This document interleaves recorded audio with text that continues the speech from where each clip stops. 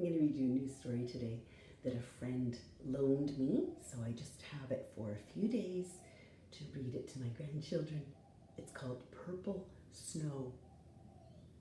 This is a really cool book because it has snow like we have in Canada, and it has purple snow like we have in Australia. What do you mean you've never seen purple snow? I think you have. You just don't know it. The other day, I saw pink snow when I was out walking. Pink snow, Nana? I did. When you see what the purple snow is, you might think that you've seen colored snow as well. Purple snow.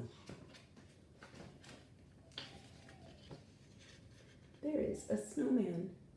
He's got a sock for his hat and a pencil for his nose. I think he must be a very tiny little snowman.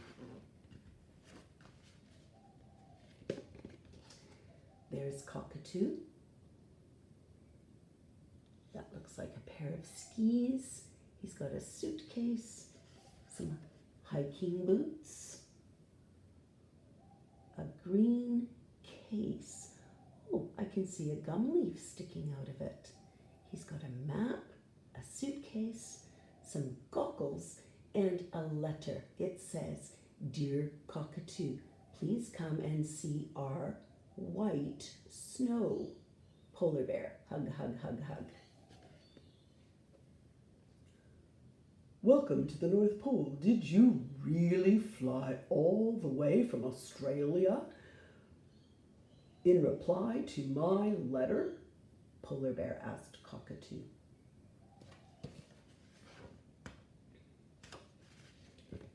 My bear friends have come to meet you, continued Polar bear. The penguins look forward to hearing about your travels, and the seals want to know how you will cope with the cold. There are the penguins. There are some seals. That seal's wearing glasses and holding a clipboard, I think. Oh, and he's got a pen.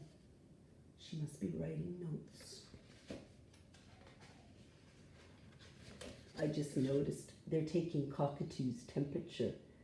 Cockatoo is from Australia, and so he's used to very warm weather. But at the North Pole, it's super cold.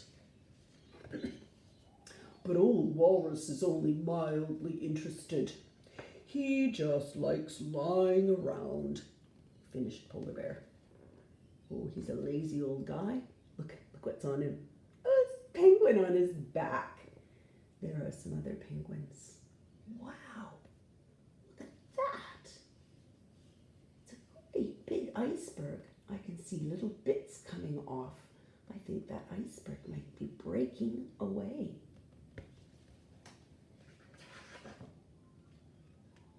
I couldn't miss seeing the great white snow of the North Pole. You made it sound so beautiful, Cockatoo replied. But it doesn't look exactly the way I imagined it. It doesn't, does it? Oh, the big mountains of snow and the glaciers are disappearing, and the water is melting, and there are just little islands of snow and ice left behind. Well, that's because the snow hasn't fallen heavily this year, and we look forward to deep snow blanketing our world. It cheers us up, said Polar bear sadly. There's a great big whale. Wow, polar bears are huge. Look how ginormous the whale is. You go all the way down here before you even get to his eye. That means his body would continue on for more pages if we put it all together. The whales have brought back news from warmer waters. They sing songs of smoke and fumes and dust. They say the pollution is why it doesn't get cold enough for snow to fall in these parts. Oh, that's a shame. Is there anything I can do to help? Said Cockatoo. What will make you and your friends feel better? All we really need is snow, said Polar bear.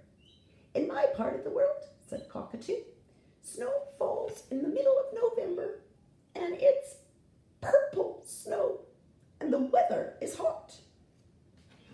Everyone laughed at the visitor. "Snow's not purple," they said. "Well, maybe it's more of a lilac color," said Cockatoo. There's Polar Bear with his friend Cockatoo, and all these animals are laughing. Even Old Walrus is laughing. The Polar Bear friends and the penguins are laughing. And they think that Cockatoo and Polar Bear are very silly. See how they've moved away? They don't want to be near him anymore because they think he's really silly. Come back, friends. If you can cope with the heat in my town and my part of the world, I'll show you what purple snow looks like.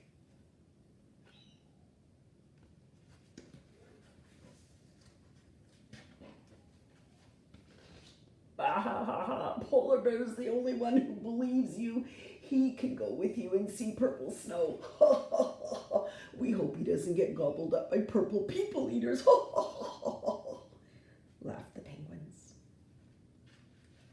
So the following morning, Polar Bear and Cockatoo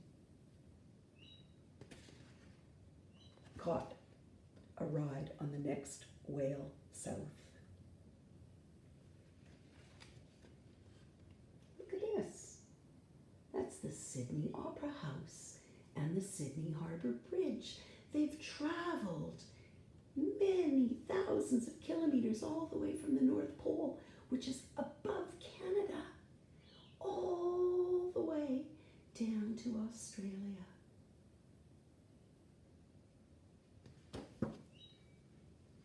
They caught a ferry to shore, and from there, the two friends bought tickets on a train heading out to the country.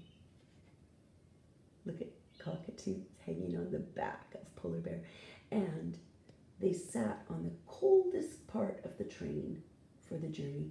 Do you know where the coldest part of the train is? Up on the roof. Oh my goodness, look at poor Polar Bear. He's very hot. He's not used to the hot weather in Australia. Cockatoo likes it though. He's used to it. And they arrived in Grafton, which is north of where Nana lives by a few hours about. They arrived late at night and were exhausted after their long journey. "I cannot see purple snow," Polar Bear huffed. He was feeling very hot, very tired, and a little bit cranky. "Just you wait until the morning," Cockatoo told him. Polar Bear was so tired. He fell straight to sleep under a tree, and he didn't wake up until morning. And when he woke up in the morning, he was so surprised. He was covered by purple snow from a jacaranda tree. Look at that. We've seen jacaranda trees, the beautiful purple trees. And when they lose their flowers, they cover the ground like purple snow. Yesterday when Nana was walking, I saw pink snow. So that means I saw a tree that was covered with pink flowers, and the petals fell down onto the ground and covered the ground with